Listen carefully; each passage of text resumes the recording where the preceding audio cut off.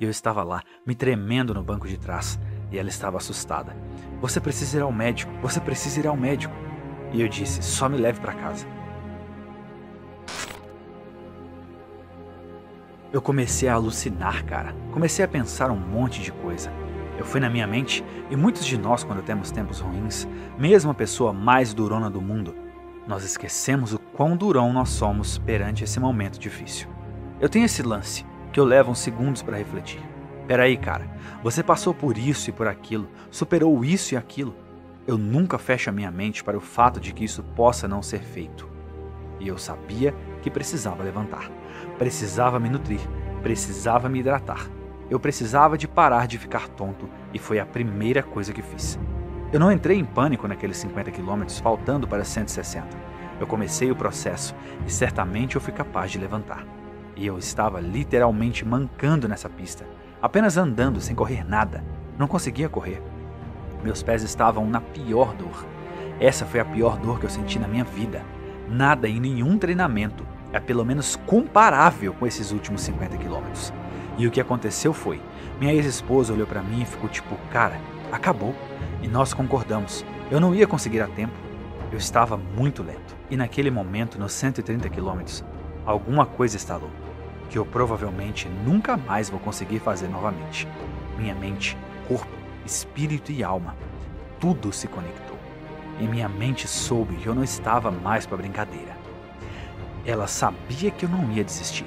Ela sabia que aquele cara estava morto, enterrado e já era. Por qualquer razão que seja, eu ia conseguir passar nessa porra. Eu não dou a mínima. Eu não tinha porra de plateia, não tinha nenhum troféu no fim. Na minha mente, eu nem estava em uma corrida. Eu era um nada, não era por nada. Tinha um monte de gente que não sabia quem caralhos era eu. Era eu contra eu mesmo. E comecei a usar todos esses lugares escuros para me trazer luz, e indo cada vez mais fundo. E eu corri os próximos 32 quilômetros. E eu corri os 32 quilômetros, corri 4 quilômetros a cada 20 minutos. E eu completei 162 quilômetros em 18 horas e 56 minutos. Então eu sentei naquela bacia sanitária azul, a cadeira que eu comprei no Walmart. E foi aqui que meu corpo percebeu que eu tinha acabado. E esse sentimento maravilhoso vem em mim, mas também a pior dor da minha vida. E foi aqui que eu caguei gigante em mim mesmo. Literalmente como um caralho de um tronco nas minhas costas. Eu mijei muito sangue e minha esposa era enfermeira. Ela estava muito assustada. Eu não conseguia levantar, não conseguia ficar de pé. Ela deu ré no carro num monte de terra, numa área de grama que eu estava. E nós dois treinávamos peso nessa época, então ela era decentemente forte. Botei meus braços ao redor do pescoço dela e ela me botou no banco de trás do carro. E eu tinha esse poncho, porque era novembro em San Diego, e eu estava lá, me tremendo no banco de trás, e ela estava assustada. Você precisa ir ao médico, você precisa ir ao médico. E eu disse, só me leve para casa. Eu morava no segundo andar, ou segundo pavimento desse complexo de apartamentos em San Diego. Eu cheguei no primeiro pavimento e eu saí do carro. Eu conseguia ficar em pé, mas com os meus braços ao redor do pescoço dela. E eu estava caindo para frente, porque eu ia desmaiar. Eu cheguei no primeiro pavimento, caí. Não conseguia mais levantar. Botei meus braços ao redor do pescoço dela, conseguindo com a ajuda do corrimão. Botei meus braços ao redor do pescoço dela de novo e andei para a área da cozinha, que era bem na porta de entrada. Eu estava deitado no poncho, merda para todo lado.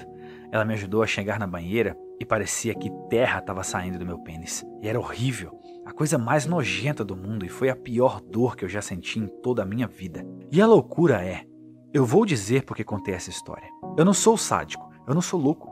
As pessoas podem pensar isso, elas podem botar títulos em mim depois de me ouvir, porque isso as faz sentir melhor. Porque elas podem pensar, uau, esse cara deve ser alguma coisa especial, ou um cara louco fudido. Não, eu sou um cara que veio do nada e qualquer um é capaz de fazer isso. Qualquer um. E eu sentei naquela banheira. Ela ligou o chuveiro, ligou para minha mãe, e a minha mãe estava namorando um médico nessa época. E o médico disse, você precisa levar ele para o hospital agora. Ela voltou e tudo o que eu queria fazer era ligar para o Chris Costman, o diretor da Badwater, e dizer, eu consegui, caralho.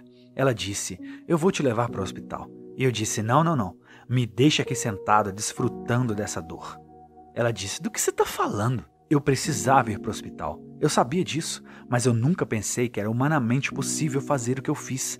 Eu corri 162 quilômetros e nesses 162 quilômetros eu estava morto. Eu tinha chegado no meu limite máximo. O que eu achava que era o meu limite máximo, eu fui a 42 quilômetros a mais, depois de estar no meu pior estado físico possível. E toda aquela dor e sofrimento, e tudo que estava rolando na porra do meu corpo, e eu estava sentado naquela banheira e água caindo em mim, e foi o maior sentimento maravilhoso de realização. E eu não queria ficar entorpecido, eu não queria que me dessem remédios e que tirasse aquela porra de dor. Eu consegui, e por mais louco que pareça, foi o momento mais fantástico da minha vida, de superar isso, de vir desse garoto que se torturava mentalmente, torturava em tudo, para esse cara agora, que foi capaz de superar incríveis adversidades e obstáculos.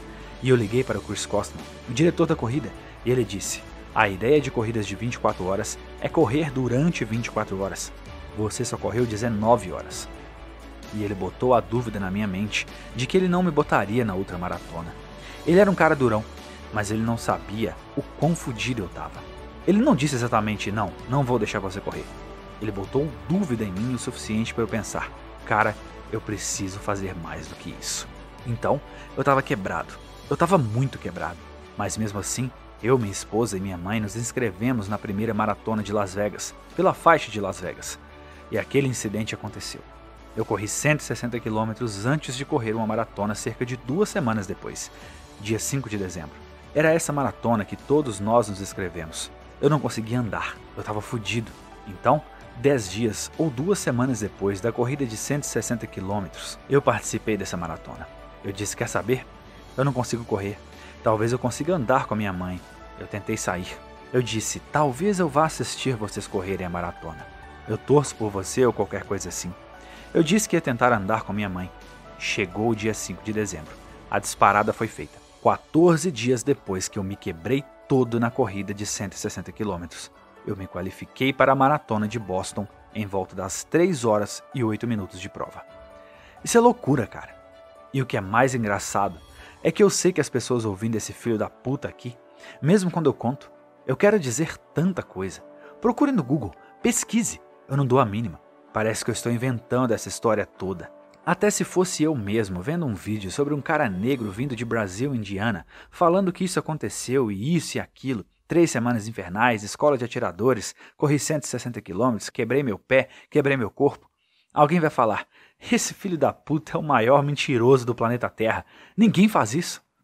Mesmo quando eu mesmo conto, quase soa como uma mentira de merda. Pode pesquisar e ver que tudo isso é real. Quando eu ouvi a disparada, alguma coisa disparou na minha cabeça. E eu não senti tanta dor assim. Depois da corrida eu senti, mas alguma coisa aconteceu. Eu tava tipo, eu ouvi a disparada e aquela coisa voltou, tipo, é isso aí, cara. Eu queria me qualificar para Boston. Essa era a minha meta, mas eu tava fudido. E eu não corri o tanto que eu deveria. De jeito nenhum por causa do meu treinamento no Iraque. Eu só levantava peso, mas o meu trabalho, minha meta era, quando eu me inscrevi 1 ano antes, eu queria me qualificar para Boston. E se você não se qualificar, cara, trabalhou tão duro. Para me ajudar, eu corri 162 quilômetros. E que porra são 42 quilômetros para mim agora? E o mindset que estava rolando era: eu corri 120 quilômetros a mais do que isso. E eu utilizei isso em minha vantagem. Depois que aquilo aconteceu, eu simplesmente corri.